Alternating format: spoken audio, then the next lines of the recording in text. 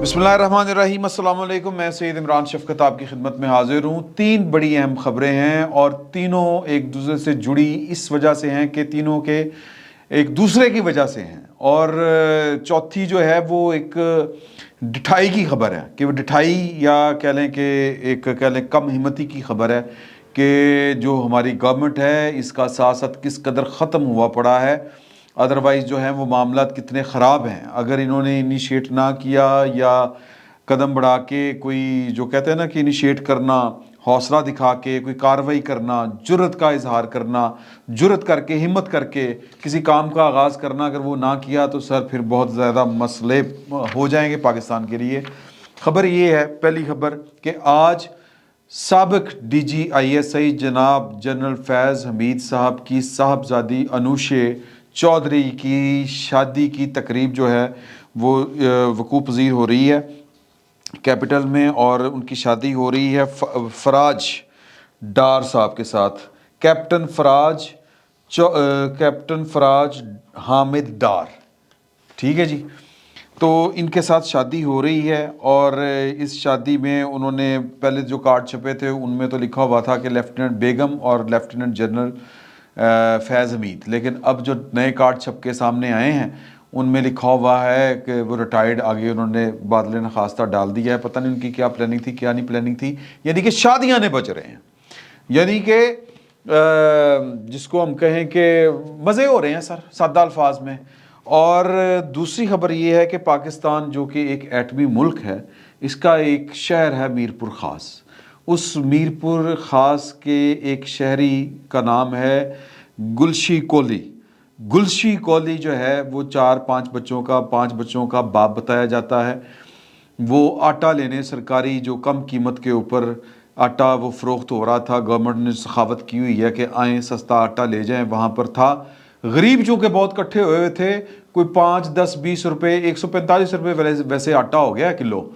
तो गरीब गुरबा जो थे वो वहाँ पर बहुत ज़्यादा थे और आटे के थैले कम होंगे, इसलिए कि मेरे हाथ आ जाए, रात को मेरे बच्चे भूखे ना सोएं और मैं कुछ घर लेके लौट जाऊं। तो वहाँ पर भगदड़ मच गई आटे के हजूल के लिए, और ये जो गुलशन कोली है ये उस भगदड़ में लोगों के पैरों के नीचे आके मर गया। इसको कत्ल कहेंगे। और ये क्यों हुआ? क्योंकि फैज़ हमीद साहब और उन जैसे कई जो ताकतवर लोग हैं उन्होंने पूरे, वैसे तो पिछले पाकिस्तान में पिछले 70 साल से तो यही कुछ हो रहा है, लेकिन जो इन 4.5 सालों में वहाँ हुआ है सर, उसकी गवाही स्टेट बैंक ऑफ पाकिस्तान दे रहा है। और जो 4 सालों में हुआ है उसमें जो सबसे ज़्यादा जिन्होंने गुलछरे उड़ाए हैं, जिन्होंने याशी की है, जिन्होंने अरबों खरबों रुपये बनाए हैं, वो नाम है general Faiz Hamid, Imran Khan and company, और इमरान खान के जो जितने भी वो ATM मशीनें थी वो, और जनरल बाजवा साहब। जनरल बाजवा साहब के बारे में तो अहमद दुरानी साहब की जो खबर आई है अभी उनकी वो तस्दीक होना बाकी है।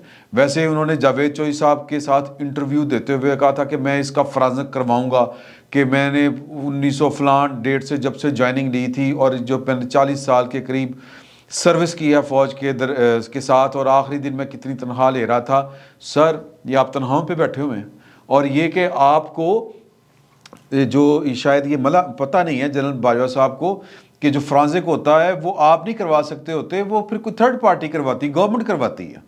तो बहरहाल ये एक संगीन इल्ज़ामात थे उनके ऊपर, लेकिन हुकूमत वक्त वो जो हर इल्ज़ाम पाकिस्तान की इस्टेब्लिशमेंट का, बेसिकली तो पाकिस्तान की इस्टेब्लिशमेंट का ही एक नाकामी थी, उसका मलबा था, वो अपने सर लेके बैठी हुई है। क्या सिर्फ महज इक़्तिदार के लिए? क्या महज सिर्फ ये वज़ीर आज़म बनने का जो झूठा जो शौक़ था, जो शहबाज शरीफ साहब का शौक़ पूरा नहीं हो रहा था, सिर्फ उस लिए? या फिर ये कि कोई हिसाब भी लेगा कि पाकिस्तान के साथ ये कब तक चलती रहेगी, लोग कब तक आके सिर्फ ये कि रात को बच्चों को रोटी मिल जाए मौत के मुंह में जाते रहेंगे? ये गुलशन कोहली का कत्ल क्या शहबाज शरीफ साहब के खाते में डालना चाहिए, फैज़ हमीद साहब के खाते में डालना चाहिए, इमरान खान साहब के खाते में डालना चाहिए, या कमर जावेद बाजवा साहब के खाते में डालना चाहिए? इसका जवाब जो है वो शहबाज शरीफ साहब की गवर्नमेंट को देना है। सर अब आपको ये बात बड़ी अजीब सी लगेगी कि मैं ये जो शादी की तकरीब हो रही है इसको, ये जो मौत हुई है आटे वाले की, इसके साथ क्यों जोड़ रहा हूँ? सर उसकी एक बड़ी वाज़ेह मिसाल, उसकी एक रीज़न है کہ پچھلے سال 2022 میں اسٹیٹ بینک آف پاکستان نے یہ خبر دی تھی کہ جو غیر ملکی قرضے ہیں ان میں وہ 53,544 ارب روپے سے تجاوز کر گئے ہیں.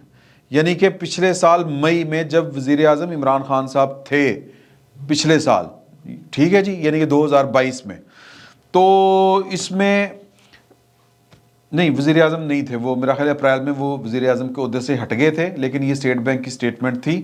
لیکن بہرحال یہ انہوں نے جولائی 2018 سے مارچ 2022 کے درمیان جو قرضوں اور واجبات میں 23,665 ارب روپے کا اضافہ ریکارڈ ہوا تھا.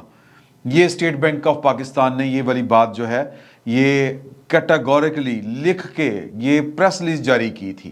تو اس کا مطلب یہ ہے کہ عمران خان باقی قرضے سارے ایک سائیڈ کے اوپر, اور عمران خان صاحب نے جو 4.25 سالوں میں جو قرضے لیے 2018 سے لے کے 2022 کی جو اپنی جون تک جو گورنمنٹ تھی ان کی, اس میں انہوں نے 23,665 ارب روپے, یعنی کہ اس سے دگنے کہہ لیں کہ ایک طرف 70 سال کے قرضے ایک طرف, اور یہ باقی قرضہ جو ہے وہ پاکستان کا ایک طرف, وہ 4 سالوں میں لیا گیا. اب سوال یہ پیدا ہوتا ہے کہ یہ پیسہ گیا کدھر؟ قوم کی تو حالت یہ ہے کہ ہمارے پاس ہمارے جو فارن ریزروز ہیں وہ $4.5 بلین سے نیچے آ گئے ہیں. تو پھر یہ باقی پیسہ کہاں پہ گیا ہے؟ سر یہ باقی پیسہ لوگوں کی جیبوں میں گیا ہے. نہ صرف یہ پیسہ بلکہ وہ جو کرونا کے دنوں میں پاکستان کی جو امداد خیرات دی تھی امریکہ, ورلڈ بینک, پتہ نہیں کس کس ملک نے, وہ عمران خان صاحب جو ہیں وہ اپنی حکومت چلانے والے جرنیلوں میں کے درمیان بانٹتے رہے, کھاتے رہے. اور یہ جرم جو ہے, یہ جو وہ کہتے ہیں نا, وہ کسی نے یہ والی بات شیئر کی ہے کہ غالباً وہ کسی صحافی نے, میں نام سکپ کر گیا ہوں, کہ جو جنرل قمر جاوید باجوہ صاحب اور فیض حمید صاحب کے درمیان جو کوارڈینیشن تھی وہ مالی مفادات کا کھیل تھا. تو آپ کو واقعات کچھ یاد کرنے پڑیں گے. وہ واقعات کون سے ہیں؟ وہ واقعات یہ ہیں کہ نالوں کی صفائی کے لیے خبر چلتی ہے کہ کراچی کے نالوں, کراچی میں آئے دن جو سیلاب جو آ جاتا ہے, تو اس سیلاب کو یہ کیوں آتا ہے؟ کیونکہ جناب کے نالوں کے اوپر جو ہے وہ قبضے ہو چکے ہیں, اور یہ کہ نالوں کی صفائی نہیں ہوتی. گجر نالا, فلانا نالا, فلانا نالا, ان کی خبر چل گئی کہیں سے کہ جو ایشین ڈیولپمنٹ بینک ہے اور جو ورلڈ بینک ہے انہوں نے کہا ہے کراچی ایک بہت بڑا دنیا کا بہت بڑا شہر ہے, یعنی کہ دنیا کے جو پہلے 10 ٹاپ سٹیز ہیں آبادی کے لحاظ سے یا رقبے کے لحاظ سے, ان میں سے ایک ہے. تو وہ تو ہمارے اوپر ترس کھاتے رہتے ہیں, اس طرح کے قرضے دیتے رہتے ہیں. تو انہوں نے کہا کہ جی کہ ہم آپ کو قرضے دیتے ہیں, یہ گندے نالوں کی صفائی کر لیں. سر وہ اس اجلاس میں جس میں گندے نالوں کی صفائی ہونی تھی وہاں پر D G I S I جا کے بیٹھا ہوا تھا. اب آپ بتائیں کہ D G I S I کا کام کیا ہے کہ وہ نالوں کی صفائی کراتا پھرے؟ سر وہ نالوں کی صفائی نہیں کروانے گئے تھے, وہ پیسے لینے گئے تھے, اپنا حصہ لینے گئے تھے. تو یہ پیسہ جو پاکستان کے سارے قرضے ایک طرف, یعنی اتنا حجم ایک طرف, جتنا قرضہ 70 سالوں میں لیا وہ پچھلے 3.25 سالوں میں عمران خان صاحب لے گئے. سر وہ گیا کہاں پہ؟ آٹا ہمارے پاس نہیں ہے, لوگوں کو پیسے دینے کے لیے جو ہم نے قرض واپس کرنے ہیں وہ پیسے ہمارے پاس نہیں ہیں. آئی ایم ایف کے ساتھ ہم ڈیلیں کرتے پھر رہے ہیں, ان کے کہنے کے اوپر ہم بجلی, اس قوم کے اوپر بجلی گرا رہے ہیں کہ یونٹ جو ہے وہ آپ کے قابو میں نہیں آ رہا. پٹرول انٹرنیشنل مارکیٹ میں سستا ہونے کے باوجود یہاں پر مہنگا ہے. تو سر اس کا حساب کون لے گا؟ ایک بندہ لے سکتا, 3 بندے لے سکتے.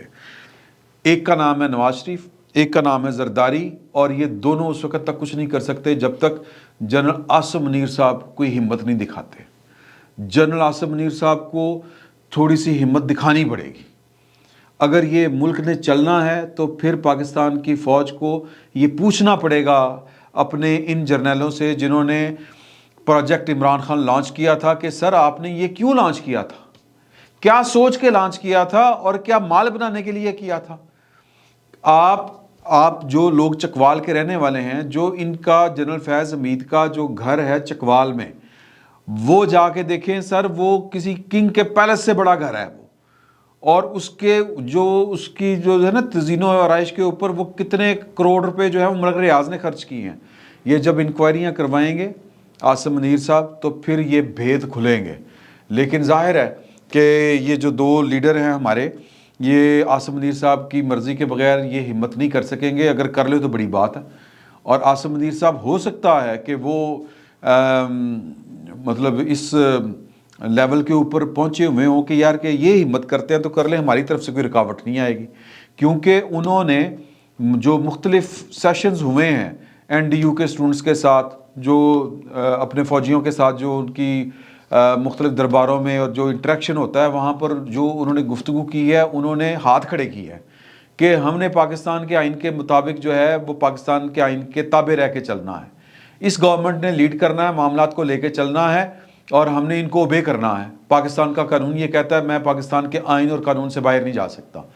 تو ہو سکتا ہے کہ وہ کہہ رہے ہوں، ان کی سوچ ہو کہ یار اگر یہ کرتے ہیں یہ رپورٹیں، کیونکہ گرفتاریاں ہو چکی ہیں اور گرفتاریاں اور یہ خبریں آ چکی ہیں، اور ان خبروں میں ہمارے پاس خبریں وہ تقریباً آلموسٹ جو کہہ رہے ہیں کہ کوئی 20-25 دن پرانی خبریں پہنچتی ہیں آلموسٹ۔ تو وہ جو انکوائریاں ہوئی ہیں جس میں جو فیض حمید صاحب جو ہیں ان کے ہمیں جو انہوں نے اپنے پروفیشنل یا کیریئر کے لیے جو داؤ پیچ کھیلے عمران خان صاحب کے ساتھ، وہ رحمۃ اللہ کو جو پیر بنا کے کیا انہوں نے، وہ تو ہمارے پاس معلومات اطلاعات ہیں، لیکن ہو سکتا ہے کہ کچھ انفارمیشن اور بھی ہو جو رکی گئی ہو۔ ایک بات جس کو ہم کہتے ہیں کہ اس وقت وہ سینہ گدڑیا، جس کو کہہ لیں کہ گاسپ جس کو کہتے ہیں، کہ یہ اس وقت پاکستان کے بڑے اور اہم حلقوں میں گردش کر رہی ہے، وہ یہ ہے کہ اگر معاملات جو ہیں وہ زیادہ سنگینی کی صورتحال اختیار کر گئے جنرل فیض حمید صاحب سے متعلق، جنرل باجوہ صاحب کے متعلق، تو پھر جو کورٹ مارشل ہوں گے، اور کورٹ مارشل ضروری نہیں ہے کہ وہ عبد الرحمن اور رحمۃ اللہ صاحب کے ہوں، فیض حمید صاحب کا بھی ہو سکتا ہے۔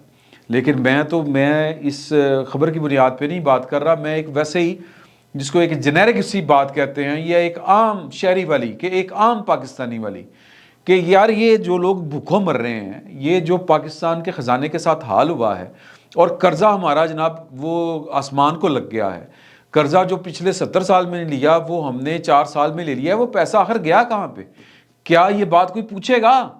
تو ظاہر ہے کہ وہ کوئی کسی کو اچھا لگے یا برا لگے، وہ سر پاکستان میں ایک ہی قوت پوچھ سکتی ہے۔ اب وہ ہو سکتا ہے کہ اس کی بھی دل کی مرضی ہو کہ پائن کے پوچھ لو، ہم آپ کو نہیں روکیں گے۔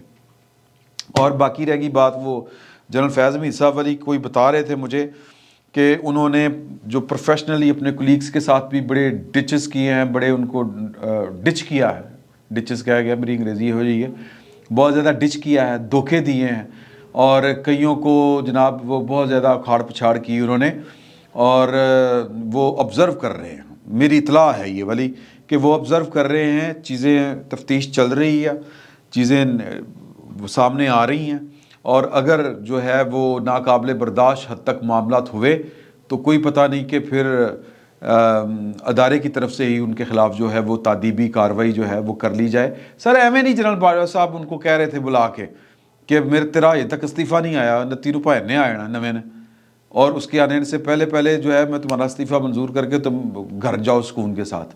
تو سر یہ بڑی خوفناک باتیں ہیں، یہ سوال ہیں جو حساب ہیں، جو پاکستان کی وہ فوجی کمانڈ ہو نہیں، اس کو بھی پوچھنے پڑیں گے، اور پاکستان کی پولیٹیکل لیڈرشپ اس کو بھی پوچھنے پڑیں گے، ورنہ یوں پاکستان چل نہیں سکتا سر۔ کیوں نہیں چل سکتا؟ خبر یہ ہے کہ پاکستان نے ڈیفالٹ سے بچنے کے لیے اپنا ایک بجلی گھر جو ہے، بلکہ 2 بجلی گھر، وہ قطر کو بیچنے کا فیصلہ کر لیا کہ 150 ارب ڈالر شاید ہمیں مل جائے، اور 150 کروڑ یا 1 ارب 50 کروڑ ڈالر شاید ہمیں مل جائے۔ ہمارے حالات یہ ہوئے پڑے ہیں، اور وہ جناب دیہڑیاں لا کے ہاتھ پیر پاکستان چی بیٹھے ہیں، موجاں لٹ رہے ہیں، ویاہ کری جا رہے ہیں، ان سے کوئی پوچھنے والا ہی نہیں ہے۔ تو یہ پوچھنا پڑے گا، جنرل آصم منیر صاحب کو بھی پوچھنا پڑے گا، ہر وہ پاکستانی فوجی جو پاکستان کا خیر خواہ ہے، اس کو اپنے ادارے کی وہ ایک جو ہوتی ہے نا انا، اس کو اس دفعہ اس کی قربانی دینی پڑے گی۔ اگر نہیں دیں گے تو سر یہ پاکستان نہیں چلنا، باقی کر لو جو کرنا۔ فی الوقت اتنا ہی، بہت بہت شکریہ آپ کو۔